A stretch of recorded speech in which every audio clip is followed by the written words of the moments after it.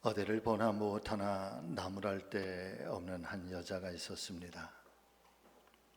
그런데 한 가지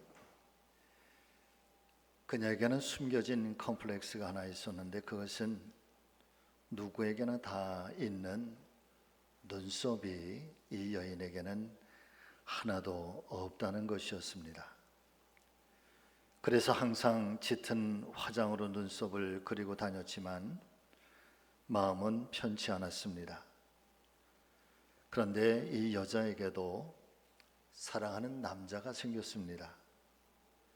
남자는 여자에게 다정하면서도 따뜻하게 대해 주었고, 결국 둘은 결혼을 하였습니다.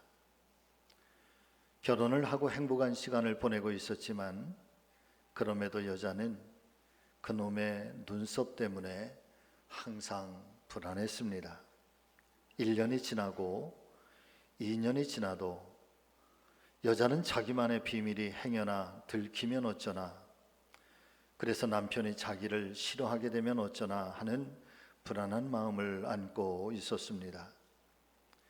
하지만 남편은 눈치를 채지 못하였고, 그러게 3년이란 세월이 무사히 지나갔습니다. 그러다가 이들 부부에게 어느 날 예상치 못한 불행이 닥쳐왔습니다. 남편의 사업이 일순간 망하게 되면서 두 사람은 길거리에 내몰리게 되었고, 밑바닥부터 다시 시작을 해야만 했습니다. 제일 먼저 시작한 것이 연탄 배달이었습니다.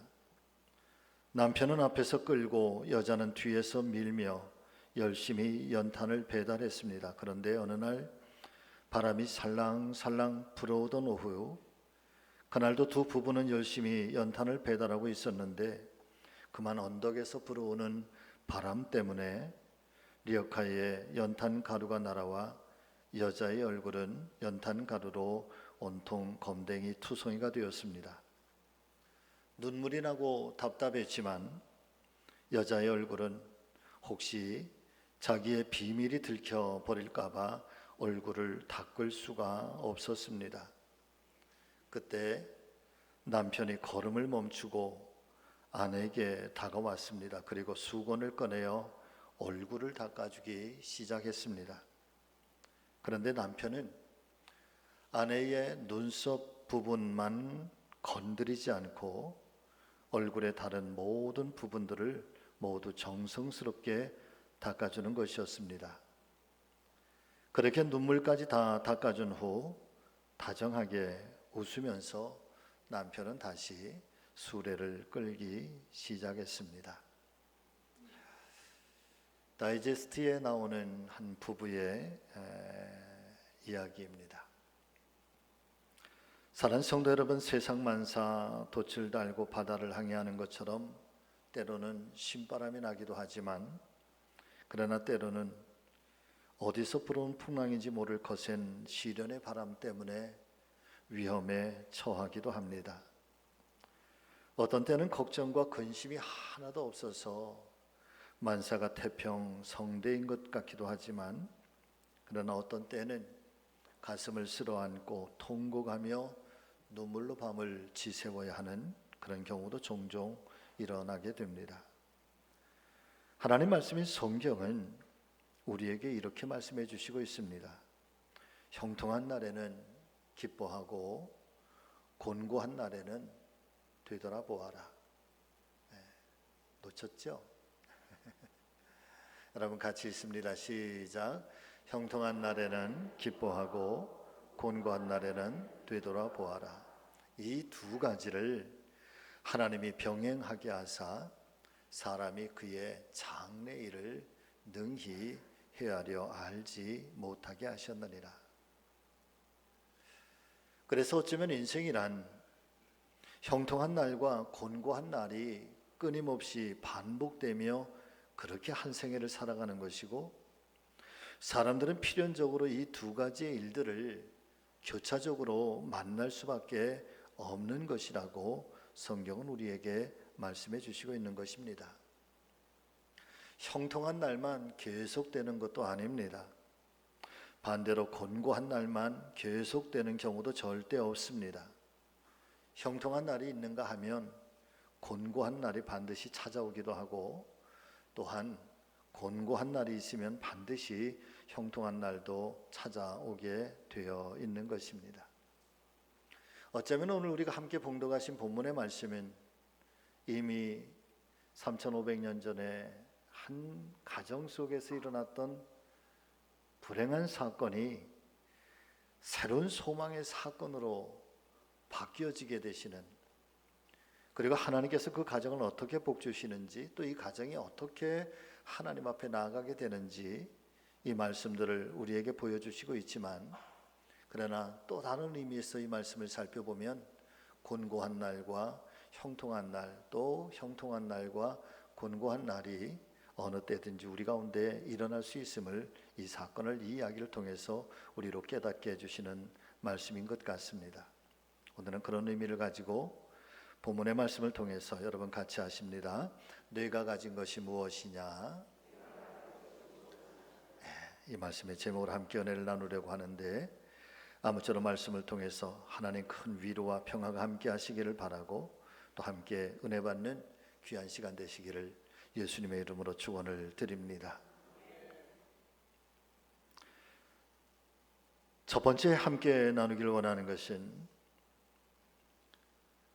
간절한 기도가 하늘 문을 열리게 한다라고 하는 것입니다. 사랑하는 성도 여러분, 1000번을 말씀을 드리고 10,000번을 말씀을 드리고, 그리고 거기에 한 번 더 말씀을 드린다고 할지라도 하나님의 사람들은 무릎으로 사는 것입니다. 하나님의 사람은 무릎이 두터워야 되는 거죠. 우리가 어떻게 하나님을 만나는가? 무릎으로 만납니다. 우리가 어떻게 하나님의 살아계심을 경험하게 되는가? 무릎으로 경험하게 되는 거죠. 우리가 어떻게 하나님의 거룩한 뜻과 섭리와 하나님의 계획을 알 수 있는가? 무릎 꿇었을 때 알게 되는 것입니다. 하늘의 문은 어떻게 열리게 하시는가? 여러분, 무릎으로, 그 무릎의 열쇠를 가지고 하늘 문을 열어가는 것입니다. 오늘 우리에게 들려주시는 이 하나님의 말씀에서도 주인공인 이 여인은 불과 며칠 전까지만 해도 비록 가난하기는 했지만 남부러울 것 없이 행복하게 살던 그런 여인이었습니다. 그런데 어느 날 자신의 힘으로는 도무지 어찌할 수 없는 큰 어려움에 봉착하게 되는데, 그것은 바로 사랑하는 남편이 세상을 떠나게 되면서 졸지에 여인으로서는 감당할 수 없는 그런 형편에 처하게 된 것입니다. 간략하지만 몇 가지만 이 여인이 처한 형편을 한번 살펴보면 그렇습니다. 첫 번째는 어느 날 갑자기입니다. 이 여인이 당하게 되는 이 슬픔, 어느 날 갑자기 남편을 잃게 됩니다.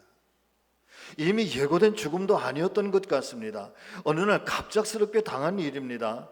갑작스럽게 어느 날 닥쳐온 이 남편의 죽음은 이 여인으로 하여금 하루아침에 고통과 눈물 속으로 밀어넣어 버렸고, 세상 천하 어디에도 한 몸 의지할 곳이 없게 되었던 것입니다.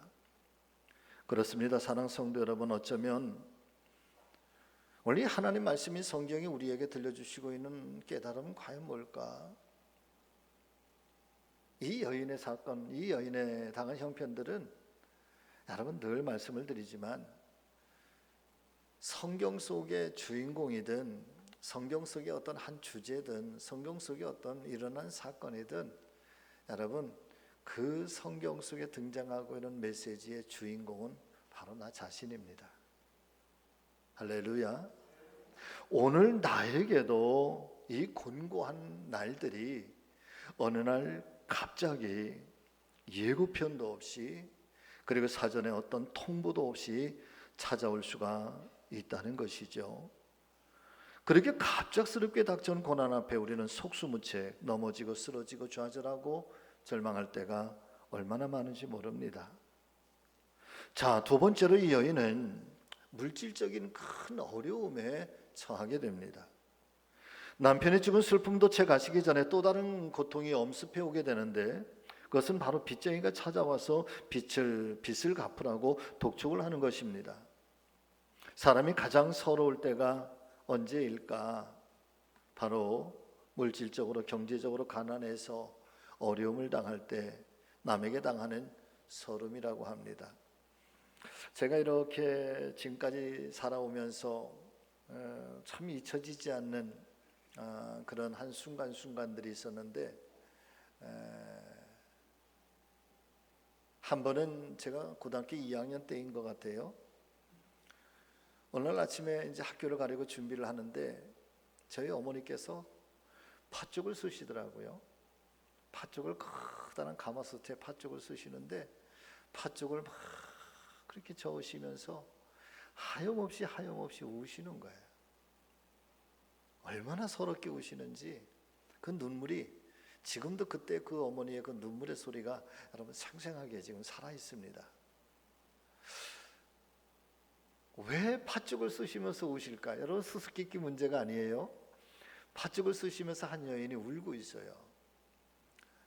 이상하다. 뭐 그냥 가방을 잘 챙겨서 학교를 갔죠. 학교를 끝나고 왔는데 보니까 집안에 잔치가 벌어졌어요. 잔치가 벌어졌어요. 도대체 무슨 일인가 봤더니 그날 저희 어머니 아버지께서 다 쓰러져가는 기와집, 기와가 아주 낡고 색깔이 다 막 중간에 막 내려앉고 수도도 없어서 우물로 돼 있는 그 집을 처음으로 어머니 아버지가 집을 사신 거예요. 그리고 동네 사람들을 불러서 돼지를 잡고 팥죽을 써서 잔치를 벌인 거예요. 그제서야 제가 그 어머니의 그 눈물이 어떤 의미인지를 제가 깨달았던 것 같습니다. 1년도 채 되지 않아서 또 이사를 가야 되고, 또 1년도 채 되지 않아서 이사를 가야 되고, 제 기억에 제가 고등학교 졸업할 때까지, 그래서 대학으로 서울에 올라올 때까지 12번인가 이사를 했던 것 같아요. 또 한 번은 제가 첫 목회지에 나갔는데 어느 날 제 아내가 얼굴 표정이 별로 좋지를 않아요. 그래서 왜 그런가 눈치만 제가 살살 보는 거죠. 그런데 아이 기저귀가 없어서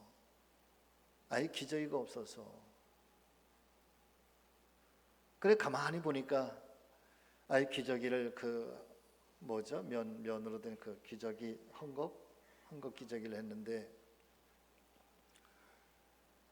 그게 그 여름에 막 더우니까 아이 엉덩이가 다 물러서 살갗이 막 벗겨지고 막 그런 거예요. 그러면서 그 면 기저귀를 채울 수가 없는데 그 일회용 기저귀라도 그렇게 할 수 있었으면 참 좋았을 텐데, 그때 제가 여러분 한 달 사례비가 14만 원이었었어요.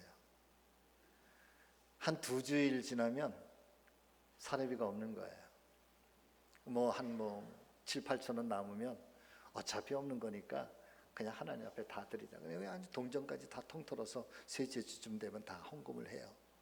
그냥 아무것도 없는 거지. 그러는 중에 이제 그러면서 아내가 이렇게 돌아서서 눈물을 훔치는데 이게 평생 제 가슴 속에 그렇게 남겨져 있습니다.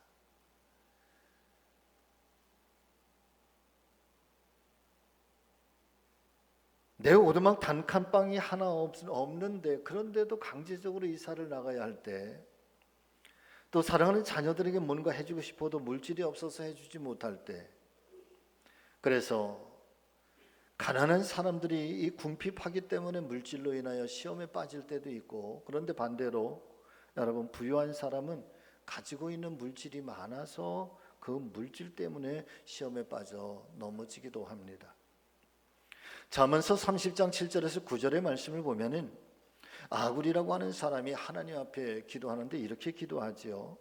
내가 두 가지의 일을 주님께 구하겠사오니 내가 죽기 전에 내게 거절하지 마시옵소서. 첫 번째는 헛된 것과 거짓말을 내게서 멀리하게 하옵소서. 이 아굴이라고 하는 사람은 하나님 앞에 기도하면서 하나님, 첫 번째 내 영혼이 하나님 앞에 정말 맑은 영혼이 되게 해달라. 내 삶이 하나님 앞에 깨끗하고 정갈한, 아주 그런 정갈한 신앙, 정갈한 삶이 되게 해달라고 그렇게 기도를 하고 있고요. 두 번째는 나를 가난하게도 마옵시고 부하게도 마옵시고 오직 필요한 일용할 양식으로 나를 먹이시옵소서. 혹여나 내가 배불러서 부유해서 부족함이 없어서 하나님을 모른다, 여호와가 도대체 누구냐, 그럴까 두렵고, 그러나 반대로 혹여 내가 가난해서 도둑질하여 내 하나님의 이름을 욕되게 할까 두려워하나이다. 사랑하는 성도 여러분,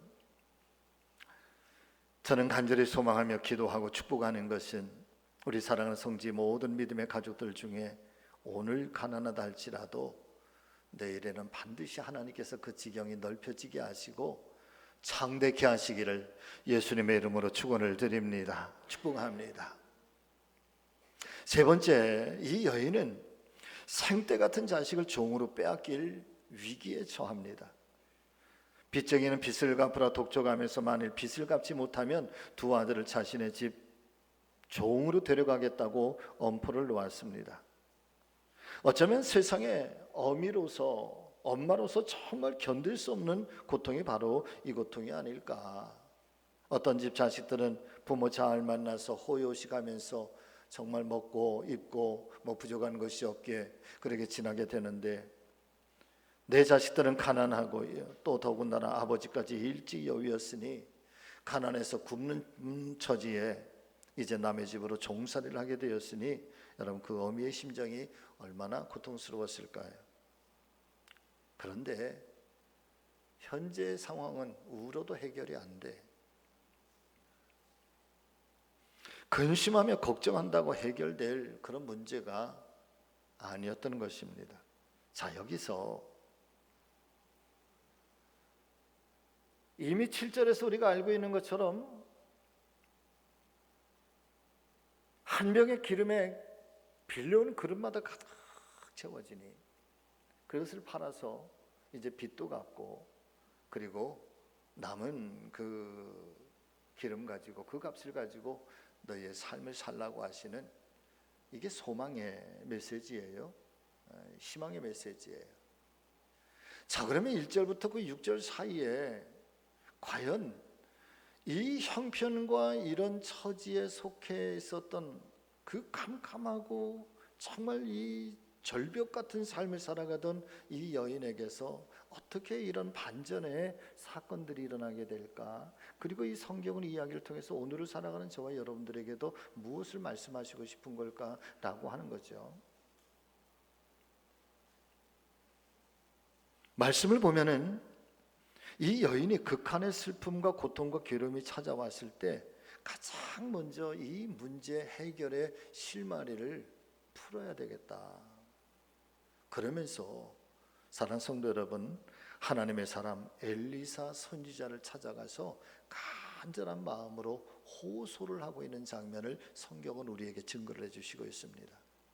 저는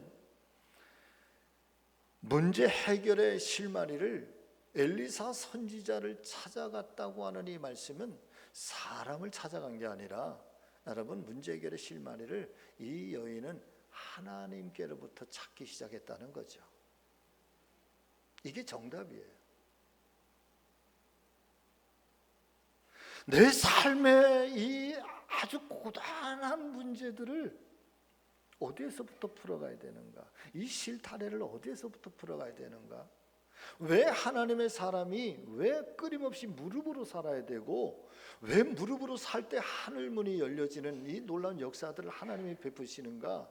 이 여인의 모습 속에서 우리가 깨닫게 되는 것은, 이 여인은 자신의 삶의 이 정말 고통의 문제를 여러분 하나님께로부터 찾고 하나님으로부터 시작하면서 이 문제를 풀어가고 있다는 것입니다. 자, 열왕기하 4장 1절의 말씀인데 여러분 우리 한번 같이 읽어보겠습니다. 시작. 한 여인이 엘리사에게 부르짖어 이르되 당신의 종 나의 남편이 이미 죽었는데 당신의 종이 여호와를 경외한 줄은 당신이 아는 바니이다.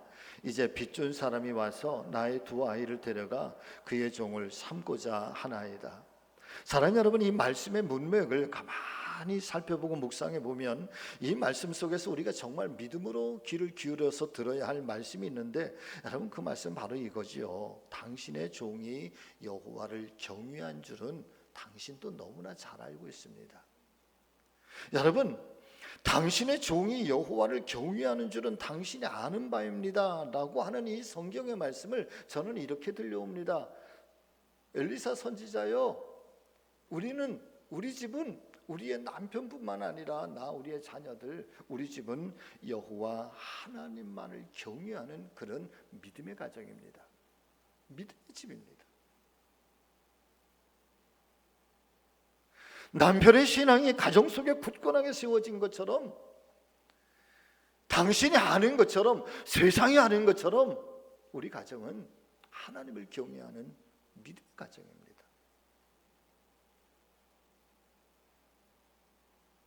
사랑 믿음의 우리 성지가족 여러분,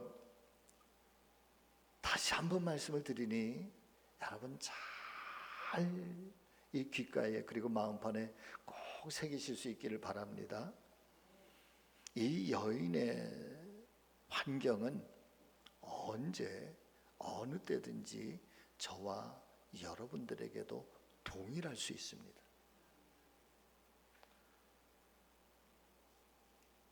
그런데 정말 중요한 것은 우리에게도 그런 곤고한 날이 닥쳐왔을 때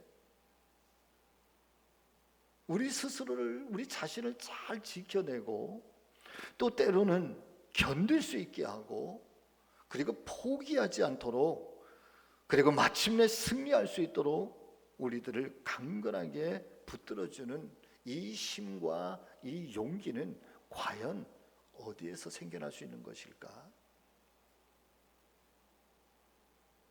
저는 그것이 바로 믿음의 힘이라고 믿습니다.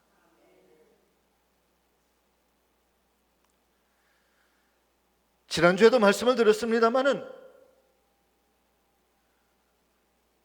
우리의 인생에 아주 절대적인 그런 위기가 닥쳐왔을 때에는 모든 만사를 다 접어두고 여러분 절대적으로 하나님을 의지해야 된다 말씀을 드렸어요. 사람을 볼 것도 아니고 더불어서 그 환경을 볼 것도 아니라 하나님과 눈을 맞추라.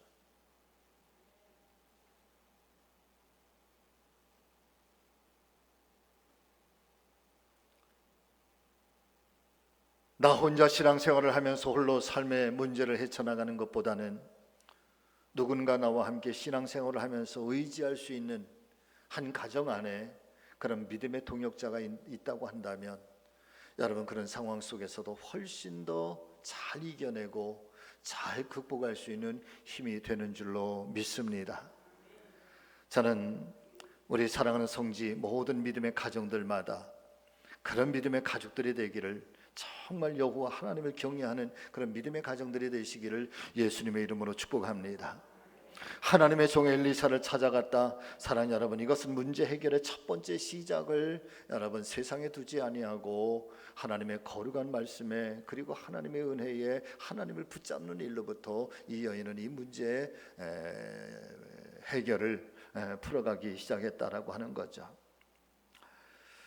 말씀을 붙들고 먼저 여러분들에게 드리고 싶은 성경의 진리가 있다면 여러분 같이 하십니다. 우리 하나님은 과거의 하나님이 아니라 지금 현재의 하나님이십니다. 아멘. 제가 성경을 이렇게 묵상하면서 깨닫게 되는 것 중에 하나가, 여러분 성경 속에는요 복받은 하나님의 사람들만 등장하는 게 아니고요. 성경 속에는 망한 사람들도 참 많이 등장해요. 제가 제일 충격을 받았던 것이 엘리 제사장의 두 아들 홈리와 비느하스가 망하는 인생이 되는 거예요. 며칠 전에도 친구 목사들 만나서 잠깐 이야기를 나눈 중에 재미있는 얘기를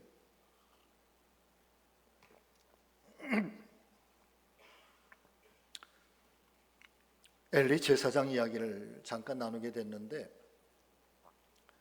저 인천에 어디에서 목회를 하는 친구 목사가 아주 서슴지 않게 얘기를 해요. 엘리 제사장 누가 얘기를 하니까 목이 부러져서 죽었잖아. 아이, 그래도 그렇지, 목사가 말을 곱게 해야지. 목이 부러져서 죽었잖아. 그 생각해 보니까 홈리와 비느하스 두 아들은 전쟁터에서 하나란 시에 아주 비참하게 죽어.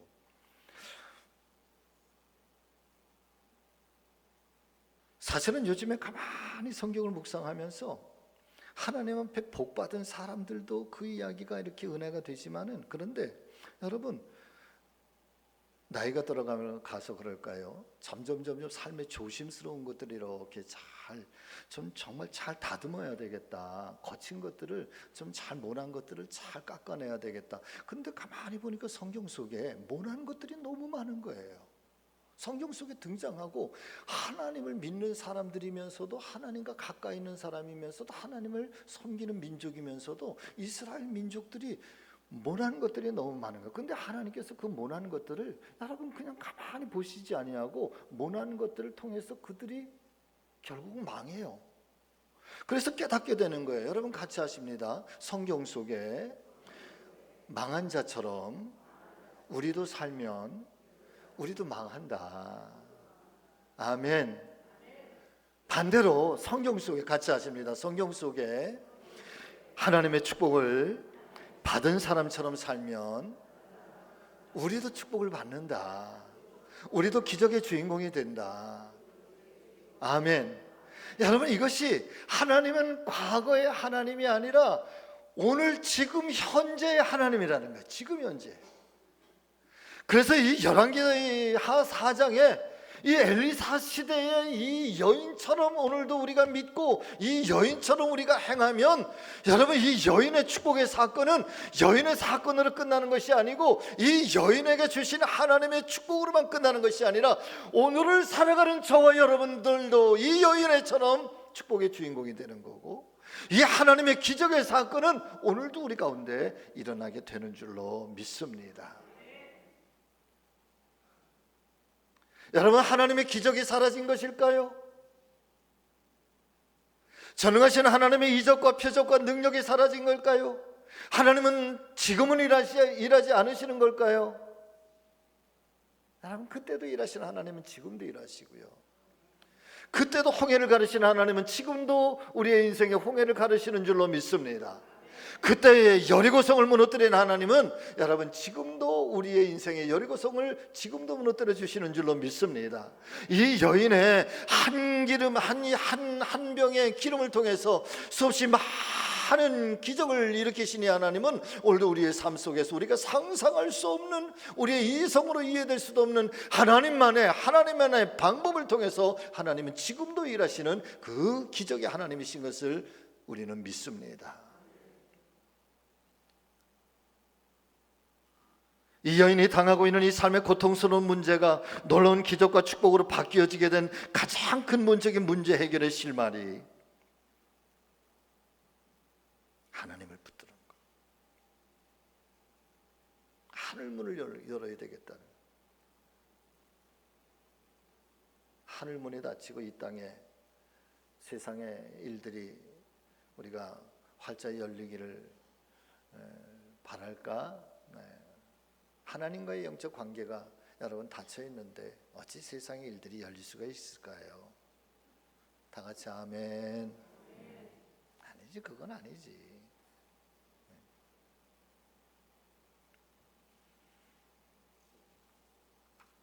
시편 37편에 있는 말씀을 여러분 한번 보실까요? 자, 같이 읽겠습니다.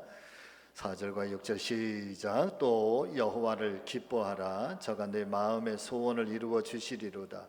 너의 길을 여호와께 맡기라. 저를 의지하면 누가 이루시고, 저가 누굴까요, 여러분? 우리 하나님이시. 우리가 하나님께 의지하면 하나님이 이루신다는 거예요. 여러분, 믿음의 원리는 그래요. 우리는 하나님을 의지하는 것밖에 없는 거지. 우리가 기도한다는 게 여러분 그거잖아요. 우리가 하나님 앞에 거대한 재물을 가지고 제사를 드리면서 하나님 앞에 기도합니까? 무릎으로, 그리고 우리의 입술로 하나님 나의 하나님이십니다. 주님 나의 아버지십니다. 그러니 하나님이 이루신다는.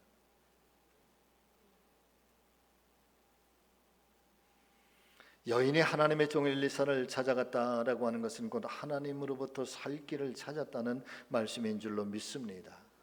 하나님께서 도와주실 것을 간절히 기대하고 찾아갔다는 말씀인 것입니다. 하나님께 맡긴다는 것, 곧 하늘문이 열리기를 간절히 소망하는 것이고, 그렇게 환난 중에 기도하면 환난이 물러갈 것이며, 시련과 역경 중에 무릎으로 기도하면 그 시련과 역경을 합력하여 선을 이루시게 하시는 하나님의 살아계심을 우리가 경험하게 되는 줄로 믿습니다. 이 하나님 말씀인 성경이 우리에게 들려주시는 아주 간략한 메시지. 하나님은 누구시냐? 하나님은 어떤 분이시냐? 여러분 같이 하십니다. 하나님은 가난한 자의 하나님이십니다. 하나님은 병약한 자의 하나님이십니다. 하나님은 눈물 많은 자의 하나님이십니다. 아멘. 그 예수님께서 이 땅에 오셔서 하늘나라를 선포하시면서 여러분 가장 먼저 행하셨던 일이 바로 그 일이에요.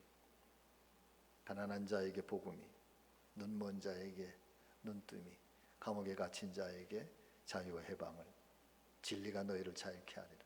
묶여졌던 우리의 삶의 모든 고단한 문제로부터 그것을 끊어내시고 그 인생의 자유함을 주시고 평화로움을 주시고 새로운 내일을 허락하시는 것이 여러분 예수 그리스도의 이 복음 아니에요?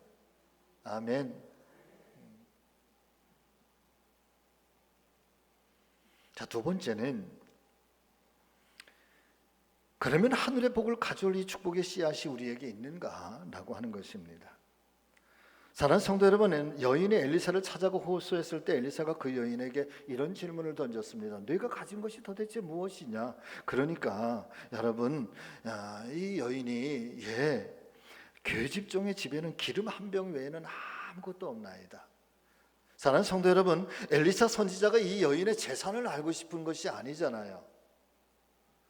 이 여인의 믿음의 넓이와 깊이와 믿음의 크기를 보고 싶었던 거죠. 한 병의 기름 외에는 아무것도 없었다는 것입니다. 자, 이 말씀 안에서 정말 중요한 축복의 신앙적인 원리를 여러분 우리가 깨닫기를 원하는데, 저도 깨닫기를 바라고 여러분들께서도 이 말씀 안에서 깨닫기를 원하는데, 자, 가진 것이 무엇이냐? 계집종의 집에는 기름 한 병 외에는 없나이다. 그러면 이제 가서 이웃들에게 가서 그릇들을 빌려오너라. 많이 빌려오너라. 그리고 빌려왔습니다. 부엌에 들어가서 문을 닫고 이제 그 한 병의 기름을 빌려온 그릇에 쏟아 부으라. 그래, 아들들이 그릇을 주고 이 어미가, 이 여인이 부엌에서 들어가서 이제 기름을 쏟는데, 여러분 이 말씀을 가만히 상상해 보면서 떠오르는 말씀이 오병이어의 기적 아니에요? 할렐루야. 오병이어의 기적하고 똑같아. 한 병의 기름에서 끊임없이 쏟아져 나와. 그리고 빌려온 그릇들이 마침내 다 채워졌을 때 이제 기름이 끝나게 돼요. 자, 사랑하는 성도 여러분, 만일에 엘리사 선지자가 그릇을 빌려오라고 하고, 그리고 이 한 병의 기름을 그릇에 부으라고, 빌려온 그릇에 부으라고 했을 때, 여러분 누구든지 다 상식적으로, 합리적으로, 이성적으로 지금 선지자가 무엇을 시키는 거지? 왜 기름은 한 병밖에 없는데 그릇은 왜 빌려고 오라고 하는 걸까? 그리고 이 그릇마다 다 왜 이 한 병에 이거 하나 한 그릇에 쏟으면 다 되는데 왜 모든 그릇들에게 다 그렇게 부으라고 하는 걸까? 만일에 이 여인이 너무나도 똑똑하고 너무나 합리적이고 너무나도 이성적이어서 이 일을 행하지 않았다고 한다면 과연 이 축복의 사건은 일어날 수가 있었을까? 오병이에서도 여러분 똑같은 질문이 던져져요. 예수님께서 축사를 하시고 어린아이의 도시락을 제자에게 주었을 거예요. 그리고 제자에게 주고 나서 나눠주라고 할 때 이 제자들이 이걸 가지고 어떻게 하라는 거야? 행하지 않았다고 한다면, 순종하지 않았다고 한다면 어떻게 오병이의 기적의 사건이 일어나게 됐을까? 여러분, 지금 우리는 이 말씀을 듣고 있는 저와 여러분들께서도 머릿속으로 막 계산을 할 거야. 아유, 이 과학문명 시대에, 21세기 시대에 지금 목사님 무슨 말씀을 하시는 거야? 여러분, 똑같아. 자, 이 말씀에서 정말 중요한 축복의 신앙적인 원리를 깨닫게 되는데, 여러분, 우리의 믿음은 늘 그래요. 주님, 기적을 보여주세요. 그러면 제가 믿을게요. 하나님 살아계신 능력을 제가 경험하게 해주세요. 볼 수 없는 하나님 보게 해주세요. 만질 수 없는 하나님 만질 수 있게 해주세요. 느낄 수 없는 하나님 내가 경험하게 해주세요. 그러면 제가 하나님 믿겠나이다. 그러면 하나님 제가 순종하겠나이다. 그래서 기적의 역사, 기적의 현장을 보고 나서 내가 믿겠다고 얘기를 해요. 그런데 오늘 말씀을 가만히 묵상하고 이 말씀만 아니라 성경 속에 등장하고 있는 모든 기적의 사건의 그 말씀을 가만히 묵상해 보면, 여러분, 기적을 보고 순종하는 게 아니라 순종하니까 기적이 일어나요. 먼저 하나님 말씀 앞에 어떤 조건도, 어떤 이유도, 어떤 내 이성과 내 생각도 다 내려놓고 하나님이 말씀하시니까, 그래서 순종하니까 기적이 일어나요. 기적이 일어나서 순종하는 게 아니라 순종하니까 하나님의 역사가 일어나요. 네가 가진 것이 무엇이냐라고 하는 이 질문 속에는 오직 기름 한 병밖에는 없나이다가 아니라, 여러분, 이 여인 속에서 엘리사 선지자가 지금 보고 싶은 것은, 여러분, 내가 순종하겠나이다. 그러하니 하나님의 기적의 역사가 일어나는 것을 보고 싶은 거예요. 오늘 우리에게도 이 사건은 똑같아요. 오늘 우리가 여러 가지 어려움 속에서 환난이 있을 때 사랑하는 성도 여러분들이요, 먼저 무릎으로 하나님 앞에 살아가실 수 있기를 예수님의 이름으로 축복합니다. 여러분의 무릎이 하나님 앞에 철저하게 낮아질 수 있기를 예수님의 이름으로 축복합니다. 그리고 더하여 나가서 우리에게 가지고 있는 정말 보잘것없는 것 같고 정말 초라한 것 같지만은, 그러나 그 작은 믿음 하나라도, 하나님의 겨자씨와 같은 믿음 하나라도 여러분 하나님 앞에 철저하게 순종하며 먼저 하나님의 뜻에, 하나님의 거룩하심 앞에 여러분 나를 낮춰서 엎드리실 수 있기를 예수님의 이름으로 축복합니다. 제가 늘 말씀을 드리잖아요. 기도하고 순종하고 우리가 하나님을 믿고 나가는 것은 우리의 몫이고요, 그리고 그 믿음 속에서 역사하시는 것은 하나님의 능력이라. 그리고 그 하나님의 능력에는 여러분 무한정하다. 할렐루야. 왜 감기는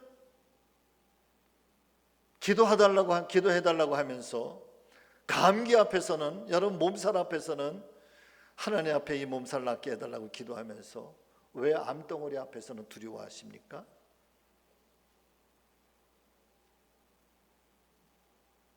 제 친구 목사가 혈액암이 왔어요. 요즘에 한 몇 개월 됐어요. 며칠 전에 통화를 했는데 마음이 많이 가라앉았어요. 목사님인데 몇 개월 전에만 해도 얼마나 담대하고 하나님이 계신데 하나님이 계신데 하나님이 계신데 내 사명이 아직 안 끝났어. 근데 어제 며칠 한 3, 4일 전에 통화하니까 기가 팍 죽었어요. 제가 그랬죠. 안타깝고 힘들지 고통스럽지. 내가 6개월 전에 네가 나한테 들려줬던 얘기 내가 똑같이 들려주는데 하나님이 계시잖아. 문자가 왔어요. 하나님 앞에 회개했대. 그걸 잊고 살았대. 자꾸 약해지니까 그게 제일 먼저 그게 자기 안에서 사라지더래. 그러면서 다시 엎드려서 하나님이 계시잖아요. 하나님 저를 어떻게 하시렵니까? 근데 막 힘이 솟고 용기가 솟고 그래서 요즘에 그 가까운데 조그만 동산이 있나 봐요. 맨발로 땅밟기를 하고 산을 오르면서 한 발 한 발 디딜 때마다 여러분 기도하고 있고.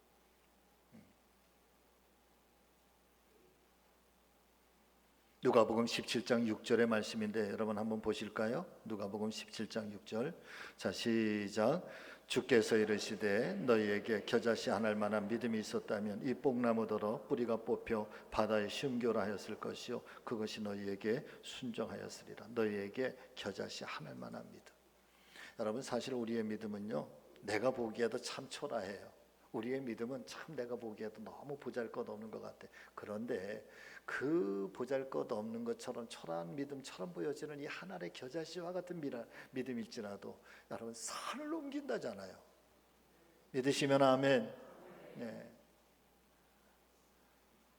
여러분 절대 낙심하지 말고 절대 실망하지 마세요. 저와 여러분들이 가지고 있는 것은 여러분 세상의 힘도 아니고 세상의 권력도 아니고 뭐뭐한 재물도 아니고 여러분 우리가 가지고 우리가 주님 앞에 내놓을 수 있는 것은 여러분 여기 안에서 자 여기서 가슴을 열고 여기서 믿음을 하나 쫙 꺼내.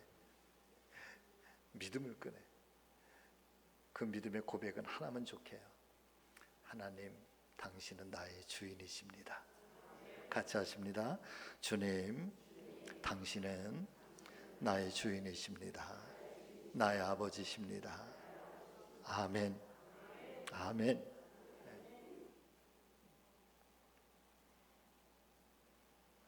말씀을 마치겠습니다. 여러분 운전하실 때 보면은 푸른 신호등도 있고 붉은 신호등도 있잖아요. 푸른 신호등하고 붉은 신호등이 동시에 켜져 있는 경우가 있습니까? 없죠? 푸른 신호등이 켜져 있으면 붉은 신호등이 꺼져 있는 거고 붉은 신호등이 켜져 있으면 푸른 신호등이 켜져 있는 거죠. 푸른 신호등에는 여러분 주변을 살피시면서 안전하게 잘 건너가셔야 되고요. 내 인생에 푸른 신호등이 있을 때는 앞으로 잘 전진하되 여러분 절대 교만하지 않기를 예수님의 이름으로 축복합니다.